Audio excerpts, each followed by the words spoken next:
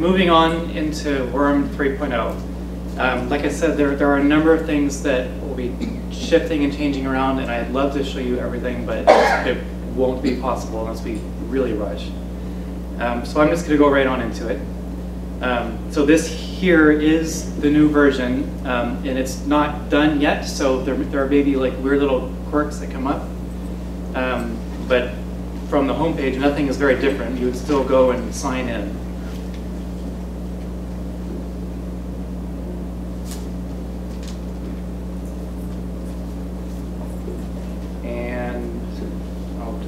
That account. So, okay, I'm logged into the new version, and for those of you that are familiar with it, the first thing you'll see straight away is that it has a different, look. It's been cleaned up a lot as far as the actual just overall look of it. However, the basic organization of the database, as far as where things are and where to go to do X, Y, Z, it's basically the same. We didn't really shift around too much and move things because we don't want this to be too drastic of a change. The only quote-unquote significant change that you may or may not notice is in the current version, the older version, across the top are a bunch of links to get to the areas of basically a record you would want to go to. Well, a number of people, including some user experience experts, pointed out that those links are actually not in the correct spot as far as integrating them with the actual records. And when I get in a little bit deeper in here, I'll show you what I mean by that. But then, of course, it begs the question, okay, I'm in, how do I actually get to my records? And of course, there's a number of ways you could do that. You could search for a specific record, or you could click on any of the recently updated cases here on the left, or you could click on list records, or some of the links on the dashboard have changed. So you could click on view account records here as well. But for the most part, everything on this page is the same, other than it looks better. So that's the list record screen. So one thing I wanted to show you all on the add new record screen, we hear often that this particular page, which is supposed to be one of the simplest and easiest pages, can actually be slow. And I believe you. One thing I guess I'll mention real quick, this is like a nerdy thing that you don't have to care about, but you will love the result. This new version is actually going to be hosted on at least 4 different servers, which means that it's going to be tremendously faster and more responsive, and it'll be much quicker to get what you need. So on this page, so when you go and you're creating a record, the first thing, well, one of the things you'll do, of course, is identify what the animal is. And as you know, hopefully, you just type in, the species name. So unfortunately, in the current version, this little spinny drop-down thingy sometimes lags, and it lags too much. But on here, so if I got in a house bench, for example, you can see how fast it was as far as finding what I wanted. So it basically is pre-selecting the most common species to you, so that as soon as you type, it's there. You don't have to sit around waiting for it. So just horrible. So it's very fast. And not only is this thing faster, but it's actually a lot smarter, where there are different ways. Well, first of all, there are different ways of, for example, spelling fox squirrels. Like there could be eastern fox squirrel, or somebody might just put in fox squirrel. But also, there are many different common names for eastern fox squirrels. And the point of what I'm trying to say is that this particular database has basically all of the common names in the world for all the different species in the world in it. So no matter what you call it, if it's a relatively common name, we probably have it, and it'll still work. So for example, you could type in mule for mule deer, or you could type in black-tailed, which we'll get. I keep typing black-tailed. All right, I keep finding to get it. Deer. There it is.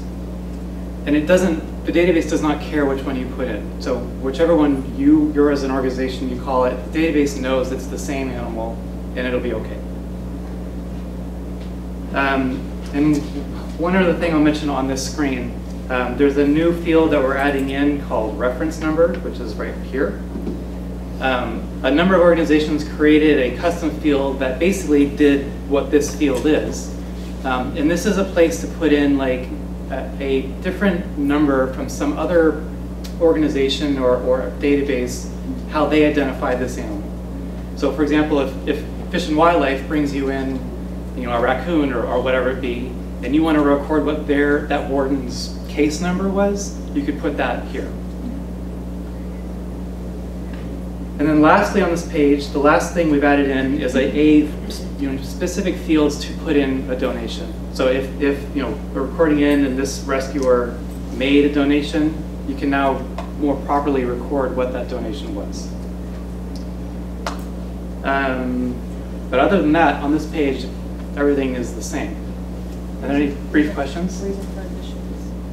Yeah. On this page?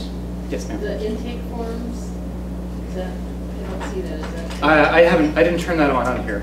Oh, So, okay. but those still It'll exist, still be the there. paper forms, yeah. You know what I Dan mean? number on there? I'm sorry? Dan number? On this screen there isn't, because you basically haven't banded the animal yet. You're only just admitting it in. So this is where you're creating the record. But then when you're going to the record to make changes or better identify the animal, that's where you put the band. And I'm going to go to that screen right now to show you. The one thing I guess it's not going to happen, immediately, but will happen soon. You can see I put a note there to remind myself. This reason for admission field, we're going to work on making this more an intelligent field, if you will. So basically, we want to support common terminology, amongst rehabbers, so that how I describe, if the bird, for example, is caught by a cat, everybody will know what that means. That's kind of obvious, but some people will write down CBC instead. So we want to work on making it so that you can still write in whatever works for you as an organization, but the database will know what that means. So this is my very, very, very quick way of saying we're working on a totally awesome part of this to make it so that all of our data is translatable amongst organizations. And this actually ties back into the project we're doing with the state, where if you did a search for birds caught by a cat, it would be able to find all those records used with all those different kind of terms. So moving on, I'm just going to go to this goose. I'll go to the rescuer screen. Well, actually, let me go here. So as I mentioned earlier, these links here, rescuer, initial care, continued care, they used to be up here on the top, but they're now down here, like actually in the record, which is the more natural place to put them for, because that's what they're a part of. So the first thing I'll point out, you're seeing here on the record, are these two boxes on the top. This one here and that one there. The one on the left is what we're calling the cage card, and basically everything in that box is about who is this animal. So it's their case number, the species, the band if you had put a band on it. Not that you're supposed to, but if there was a name for the animal. So just basically who is the animal. And then the next box over is where is this animal. And the whole location thing in this new version is completely updated and much, much, much more useful than how it is in the current version. And I'll briefly real quick say for the cage card, if you needed to, of course, change or edit any of this, you just click the little link and change what you want. Location is, yes, I saw a hand. Is there any way we could take just that top portion and print it out on some sort of sticker? Yes.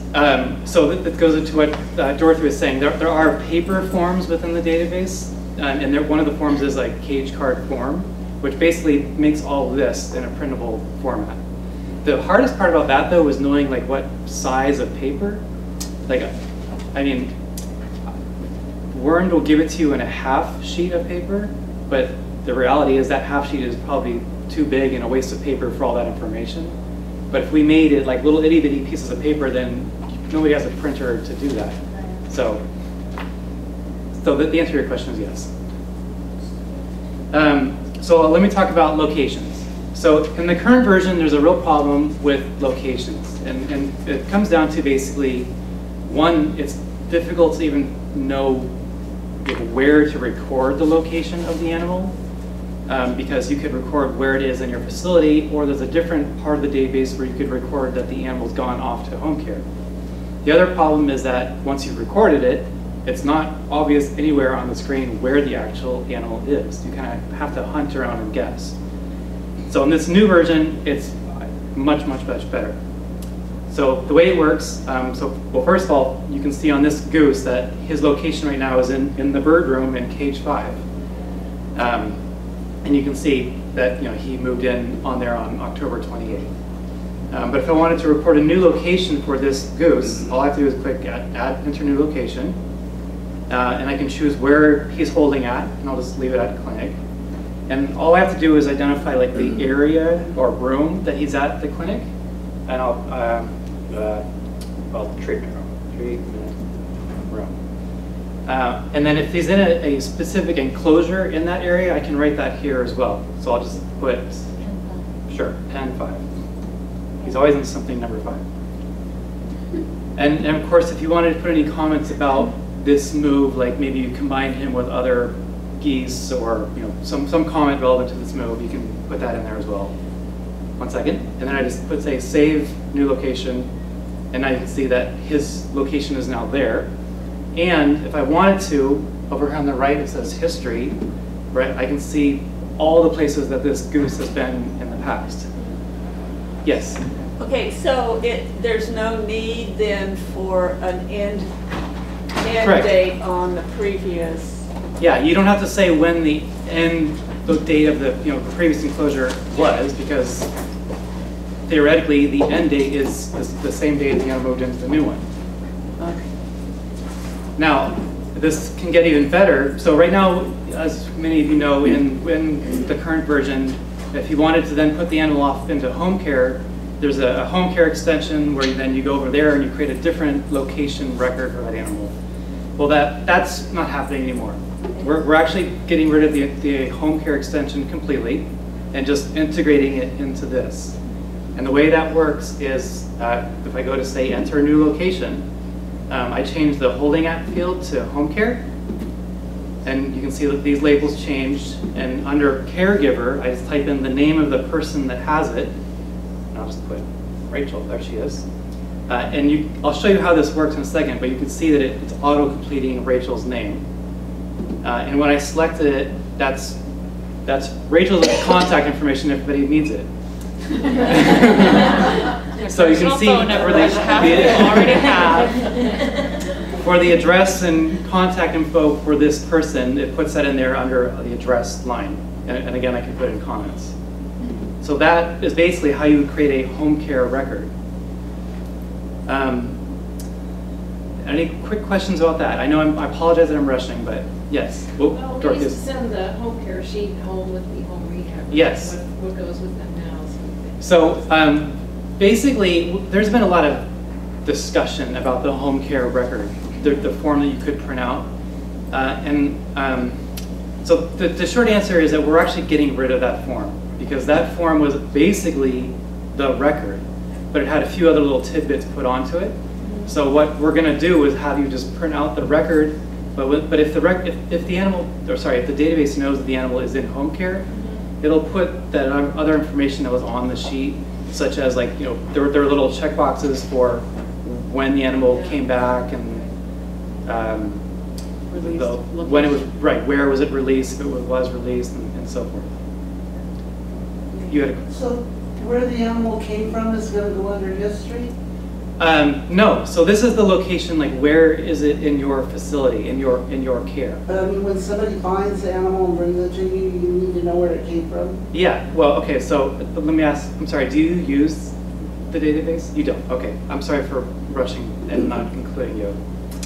On the new record screen, when you create a new record, the fields down here under intake are basically where did the animal come from and why is it coming in. So you saw when I was creating the location record for Rachel, it was auto-completing and filling in things. A feature that exists as an add-on extension in the current version, we're actually making it built into this version, but we're tweaking it a little bit. What it does is it adds a link over there on the sidebar called People. And we only called it People because we couldn't think of a better word to use. So if you think of anything, let me know. So, and under People, there are 2 tabs. There's one for rescuers. These are all the rescuers your organization's ever worked with. And you can come here to export them out if you wanted to be able to contact them. And then you can look at all your volunteers as well. And so here in my volunteers, Rachel is a volunteer. So it knew to like grab that information from here and as well use Rachel's contact information as the location. Does that all make sense? Yes? Okay, rescuers would be the person that gave you the animal? Yeah. Okay. And of course, over years, there'll be hundreds of them. Yeah. And actually, you can see with this rescuer, me, there's this weird little symbol next to it. That's just to indicate that this rescuer is also a volunteer. Can you export that to an Excel spreadsheet? So if I click on export, and I'm not going to bother opening it, but that's an Excel spreadsheet. Does that answer your question? Will there still be home care lists, cases by home caregiver? Yeah, but I need to, the report right now is ugly, but under the reports section, where is it? Cases and home care by caregiver. Right now it's ugly, so don't look at it, but yes. So are we going to be able to delete volunteers as they disappear from the organization? Yeah, yes, of course you can. Okay, so going back onto the records, the rescuer screen, really nothing about it has changed at all. Initial care, a little bit has changed. Where some of the fields have been shifted around a little bit. The one, I guess, important, or 2 changes really. In the initial exam box, for the body parts, well, first of all, we've renamed some of the body parts to simplify them. And in the current version, the fields where you fill in your findings for that body part, you just write it in. And if you didn't find a problem, then you leave it blank, or you might write down no significant findings. In this version, there's also these little drop-down boxes that all default to not examined. And then if you start to write down some problem, and you get your source, forget that. If you start to write down some problem, it will change it automatically to abnormal. Or you could say that this neurologic, for example, had no significant findings. So just a way to say you did look at this body part and there was nothing wrong with it, rather than leaving it blank. Because leaving it blank, it doesn't really tell you whether you looked at it or not, or whether anything was found. In the current version, there's a field called nature of injury. That basically that field, quote unquote, still exists, but it's just been renamed to diagnosis, which is this big thing down there. We had a feedback email going with Jennifer Brown. Y'all know who Jennifer is? You should know. Yes. Basically trying to figure out what do the feds mean when they say nature of injury. Because as you all know, that's one of the columns on the federal annual report. And the conclusion was, I thank you, Jennifer, and saying to the camera, basically they don't really know. Because there are 2 sections on the report where it asks for nature of injury. And in one of the sections, they were asking like what happened to the bird, i.e. it was caught by a cat. Where another section, they want to know what was the injury to the bird, like it broke a wing. So in here, we're trying to make it more clear. Like the diagnosis, the actual diagnosis is broken right wing or whatever you write down. Whereas the reason for admission is why the animal came into your center. Yeah, one of the places where it's called for is in the animals you keep past the end of the year. Yes. And I have always interpreted that as, why are you keeping it? And sometimes it's just poor feathering or not flying strong enough yet, or those are some of the things that I've used. Yeah, and so that would be basically what your diagnosis is. Yeah. And of course that could change. Yes, thank you, Rachel. The other important thing that's changing on here, Marie just wrote a blog post about this 2 days ago, whatever it was, were about ages. I cannot tell you, here's the summary of the blog post. Over the past few years, we have been told so many times that the words used in the age drop-down field are very unclear, they're ambiguous, they're worthless. Can we change them, and so on and so forth. And we've always been open to that, but really it's actually been very hard because so many different organizations use different words to describe ages. And it's not just organizations, it's like raptor folks, or I guess falconry people, have very, very specific words for their birds. And bird banding lab, of course, has their words. And then mammals have their words. So long story short, we have changed all the words for the ages, but we're doing it so we're on our goose here. When you go to say what the age is, it'll give you, it'll give you ages that are for a bird in this case, and we've simplified the list down. And there are also words that are more chronological based. So if you actually know that the bird is a week old, you could still put in 1 week. But our list of terms for the birds, I think, are more clear. Veronica had some help in this. Thank you, Veronica. They're much better. Yeah. And then if you were looking at, let me just do this real quick.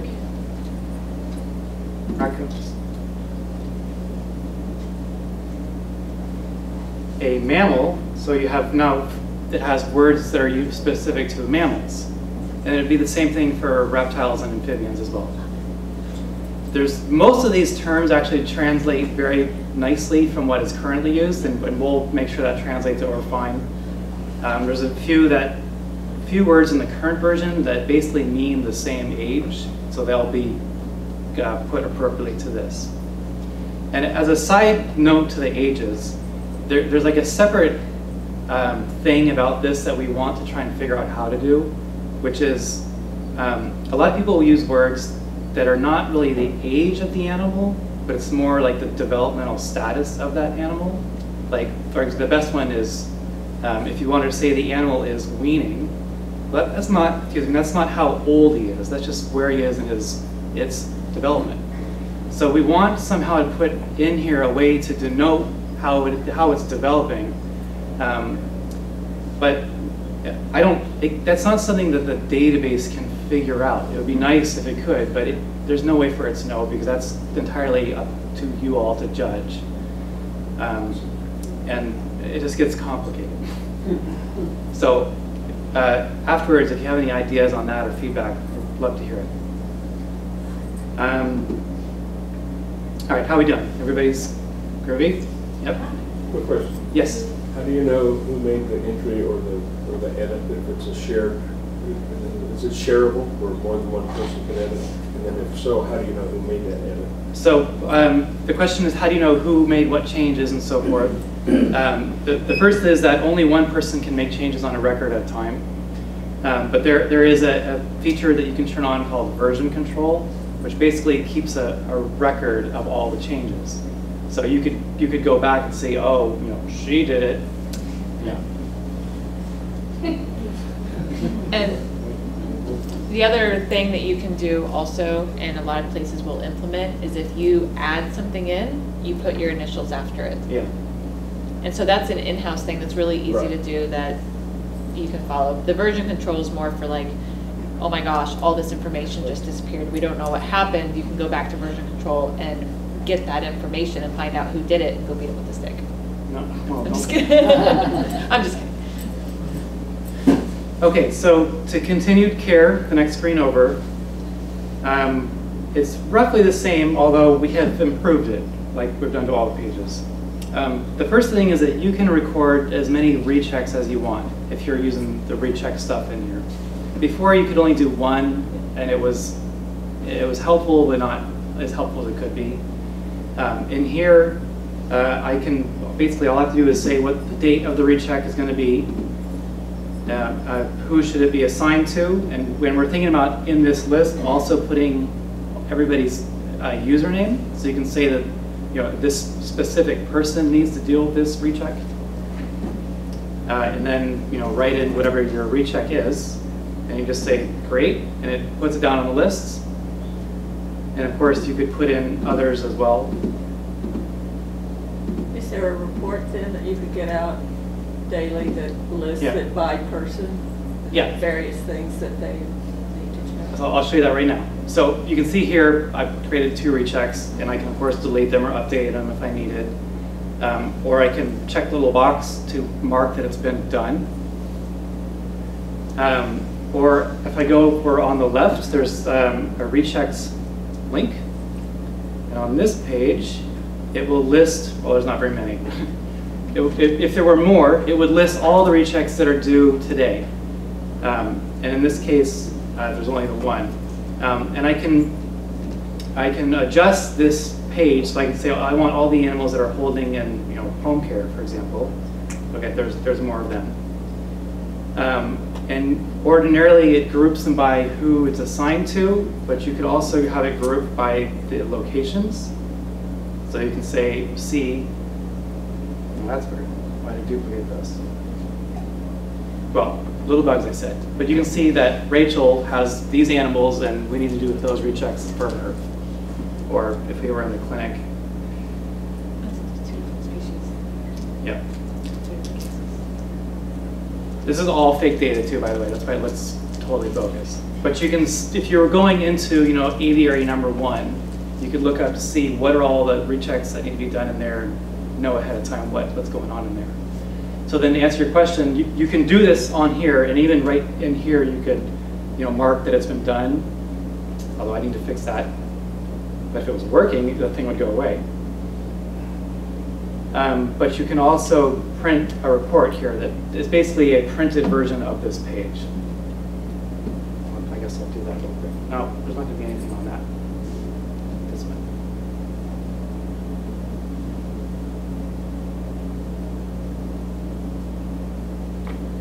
It's all fake and ugly, but so there you go.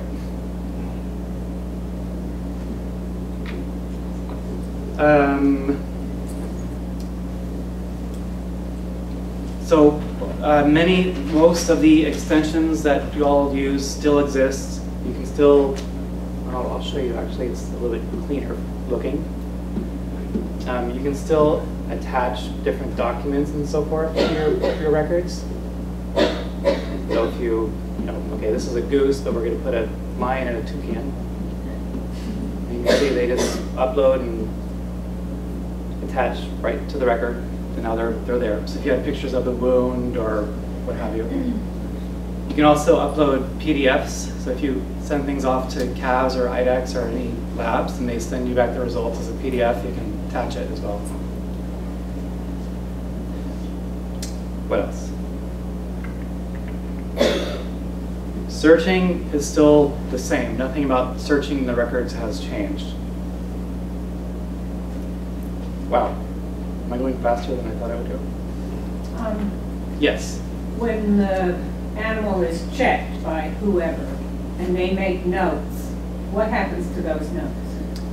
Anything making notes in here, you mean? Well, I mean, they went out and they presumably wrote something down, and what happens to that?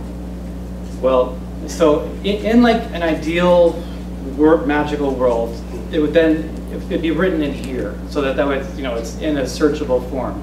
If it's written on paper, so there are a number of organizations that they almost exclusively use paper, but use worms to record like where the animal came from and what its final disposition is, which is fine. But if you wanted to save that info with the record, then you'd have to scan it or whatever and attach it as a document. But if you wrote it into here, you'd go into on the continued care screen under the medical records, and you could write in, like if I just weighed this goose, it was 900 grams, and I could write in whatever. It just puts it down on the list, and you may be able to see, hopefully, this list keeps a record of everything that happened with the animal. So when we moved the animals from the treatment room to Rachel, it put denoted that here as well. And if we had any lab or prescription stuff or anything else, it'll list that in here as well, chronologically. The other thing that this will do, one second, this is not a good example because there's not much info, but if you had a record that was very, very long and lots of stuff going on, click on the little eyeball there, and it'll pop that out and make it bigger so you can more easily read it. Yes, sorry. Is there any way to incorporate feeding schedules? I wish that I had this done to show you, but there will be a way. There's going to be a husbandry extension that you can turn on, where you can basically say this is what the animal should be getting and how often it should get it and so forth, and then you could write in like the daily log of what was found or fed to that animal. So yes. I'm sorry. Go ahead. Do you have a recommendation for what type of device would be most useful in a triage situation for making these notations? So like you mean like the actual device, like device, computer? Or yes. In other words, it's not a simple question. It's not a simple question, and it's not a simple decision if you're thinking about trying to do all of this on a daily basis when you've got, we had one day when we took in 90 birds. Yeah. And, or animals, and that is a horrendous load. And we can just barely get them all into the system. So, I'm trying to figure out how best we could, use this on a day-to-day basis, these features. So there is no short answer to that. So first of all, as far as what device to use, it doesn't matter what you use, as long as it's something, Well, it's got to be relatively portable because you're moving around. Well, there are some centers that don't have any portability. They just have different computers that are in each room. I see. But there's a number of centers who almost exclusively use iPads or some kind of tablet thing. And that's so. First of all, this new version. There's also centers that only have one computer to do the intake and doesn't have any internet access. That's true. So real quick, sorry to finish what I was going to say. This version is much better, more responsive as far as being on different devices. And my iPad just lost its wireless. There you go. That makes your point. Because the Hilton or Embassy Suites wants me to pay more money to them. But so I wish I could show you it on there. But even on like a phone, this version redoes itself really nice. So you can be very mobile. What does that say? It's a jetpack if you want to log on. Oh, thank you. Pass that to me. See if it works. Don't you want to say it out loud? The number. Well, here, maybe. It's like they're not going to be sitting outside your house. So as far as like which device, that really depends on like your center. There are some centers that have like an admit computer where they receive all the animals on when the public or whomever brings it in. That's essentially what we have, and that's kind of it. And then we use paperless. Okay. So one of my pipe dream ideas would be for us somehow to get a whole bunch of donated computers or whatever. We'll refurbish them and then give them out. But there's no time for that right now. In answer to Veronica's question, it's limited to how many units it will support bandwidth-wise at one time. So if everybody in the room logged on, it would crash because it can handle like 5 to 10, depending on the uses. Thank you. One other thing, if you, does anybody, sorry, how many of you use the prescriptions extension? You do, okay. Like a few. So this basically is the same as far as you come here, you write your prescriptions and they list it, and they'll still show up on the continued care thing. But we have been requested many times to improve it. So now you write in what the actual dose or dosages are, or the route and the frequency and so forth. I will be honest and say that I like this change because we're being much more specific about what's being used. But I do recognize that it's more things to have to fill in to just write a prescription. But to be fair, prescription, if you're writing in a prescription, you should know these things and have an idea of what is going on. So you would write in, cephalexin, for example. And the concentration might be something like that. I'm just totally making up what the amounts would be. And you'd say, when is it going to start? You can say when it's going to end, or you can leave it blank unless if it's an open prescription. You can also put in a loading dose, which if you don't know what that means you've written your prescription for this animal, but if he's really ill, so right now he's just a little bit more of that drug to get him over through the next 24 hours. That would be a loading dose. You don't have to put that in. It just puts it on the list. What else? Oh, another cool thing. So we wanted to do this actually, years ago, but it was not going to be possible because first we needed, people to be using the database. But we've been able to bring in a new feature where you can actually transfer a record from your account to somebody else. And so the way that works is, so we're on this goose, for example. Share, which used to be over on the quick links, is now here because you're sharing this record. This is where, real briefly, you would say that you wanted to print this record, or maybe you wanted to email it or export it. But you could also say transfer. And when you go to transfer a record, you have to say who you're going to transfer it to. And I'll just pick somebody randomly. And then I could just say, I could just click the button to transfer the record. And what that does is it sends this group a message that says, so-and-so would like to transfer this record to you. Do you accept it? And they hopefully say yes. And then it creates the record in their account. And the scenario I just described, what it does is it creates a brand new record in their account that is not, it is basically a duplicate or a copy, if you will, from your account into theirs.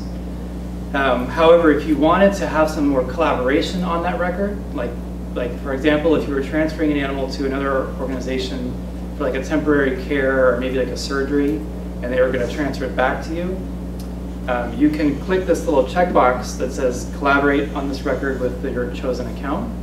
And what that does is it's the same situation where it sends them a message and they say yes, and it creates the record in their account, but it's a shared version of the same record. So any changes that they would make in it, you would get those changes as well. All make sense? So of course, if you're in proximity to other facilities that you transfer animals to all the time, you could still print out the records and send the printed record along with the animal. But if you wanted to save paper, you can do it this way as well. So if you transfer an animal and the record to another facility, it has to be a facility that's using worms. It does. And the person who transfers, or the facility that transfers, does the disposition then change in their database that the animal has been transferred and it's no longer in care? It does not. And like intuitively, you would think, well, yeah, it should just go as transferred. But there are weird situations where some people don't want that. Doesn't matter who. Okay. And that brings up something I wanted to ask. What about the possibility of a site profile where you can opt on certain things like that?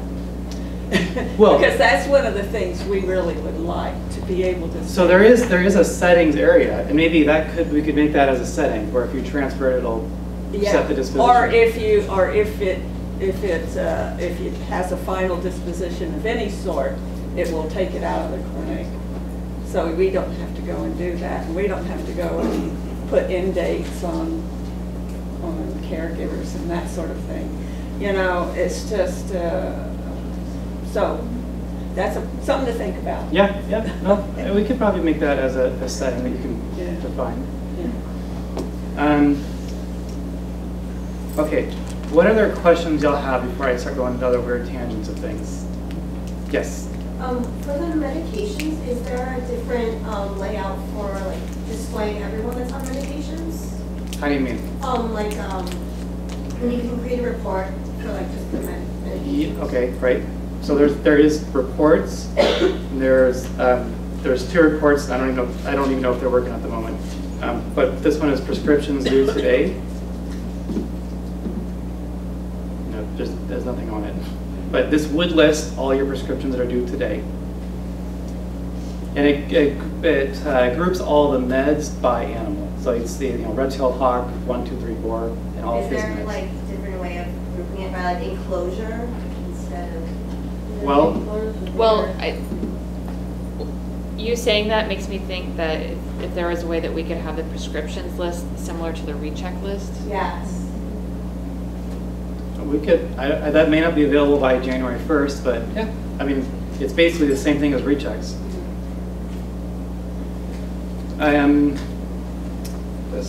Yeah, that goes with husbandry too. Yeah, so there's 3 things, and we were at Marine Mammal Center, and they were talking about orders, how they have like orders for all their animals, and that includes the husbandry, includes the medication, and includes any rechecks. Like that's their orders for the day. And so that's like another big thing is like being able to see exactly what all those animals need. That not only do they have a recheck, but they also are on medications, and this is their husbandry schedule. Like, so once we get this one off, you know, that's another topic that we have. We got to fix the husbandry section to make sure that it's correct, and we've got to work on the prescriptions and try to incorporate them all in, you know, but it's definitely a process to get it there. So if anyone has brilliant ideas about that, of course, we're always open for ideas, preferably in the new year at this point. Once we get this up and running, we'll be much more able to take good and new ideas to incorporate it. Another thing I wanted to show you, a lot of people have asked for a way to be notified or told that, you know, this animal is in care for a long time. I think this raccoon is one. Yeah, so this raccoon, there's a little message up there that's saying this raccoon's been in care for 308 days. And there's, excuse me, different triggers. Like if it's been in care for, I think, 60 days or whatever it is, it puts it up there in one color. And if it's been over 180 days, it's a different color. So it's saying, hey, talk to her.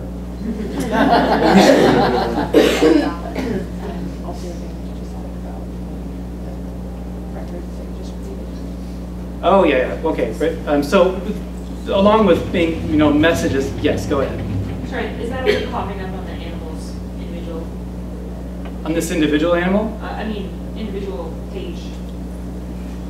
I know what she's saying. I don't know what you're saying. She's saying it may be on that individual record, but I don't know that without looking at that record that is an alert. Okay, that's a good question. Good job. I feel like there's on the rechecks, there should be like an automated section that just says these animals have been in care for a long time.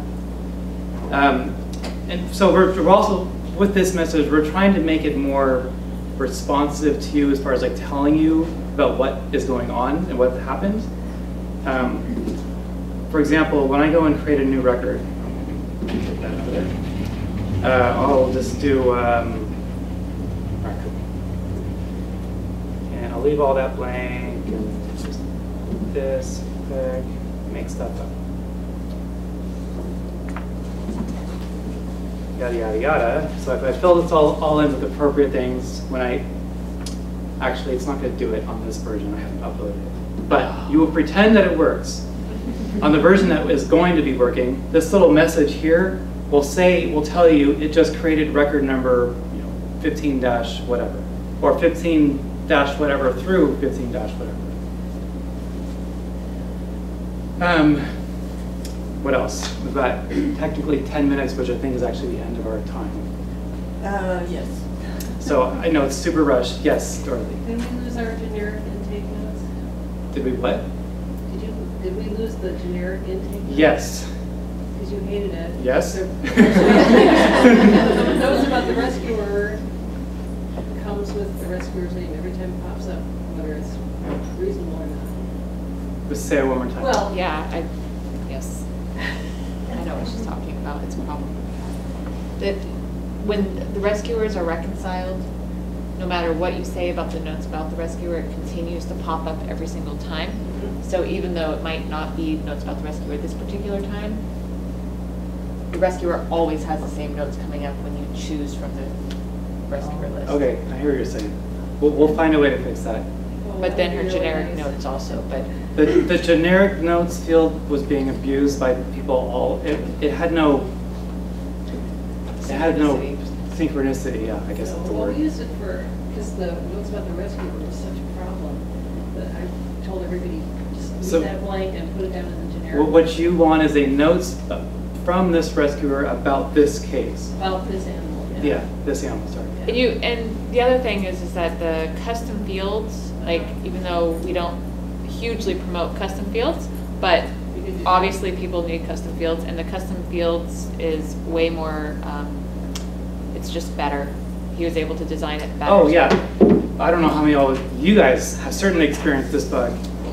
The custom fields right now causes a big problem, and in this new version that problem does not exist. I won't bother getting into what the problem is, but basically custom fields are a pain in the head. Yes? So, say you get like a baby raccoon in from somebody, and then you get like a bunch of opossums in, and then your rescuer from the raccoon comes back later and brings you another raccoon. Mm-hmm. Is there an easy way to duplicate the first record? So if you're on this northern raccoon, and under share, click on duplicate record, and then if the rescuer information changed, but you could update it here, or you could update the intake, but probably it's the same. Would it come up with the same info? Yeah. Yeah. This one has nothing in it because I didn't put anything in there. Then And you you have a new number. yeah, it gives it a new record. Yes. I have a really quick question. We've had a problem, and maybe if it's going to be more responsive, this won't happen, but when you click create record, there'd be a long wait period before. And this one it shouldn't do won't that. happen. But people would hit multiple times. Create multiple times, and we get ghost records, we call them, because they aren't real records. And I was wondering, just in case there's a time when it might take a while, if you could have one of those little circle things, but big in the middle. Please wait. Don't working. Please wait. So I apologize for rushing on this. No way to do it any better, really. But now this is online, so you can see that it works very well on iPads if you use those at your center, or any tablet. And even on a phone, it actually works pretty nice. I agree or admit that writing down long, complicated medical stuff on like a phone is kind of complicated, but at the very least you can like update the weight or what have you. Dictation. Yeah, you can use Siri and dictate to her, but she's not so good on her medical lingo. Is there any other last pressing questions? We have been keeping a blog. We've always kept a blog, but we've been putting up blog posts about the changes that are coming, and we have little pamphlets here about the changes as well. Basically, you don't have to do anything. We'll take care of it all, and it should just work. Thank you.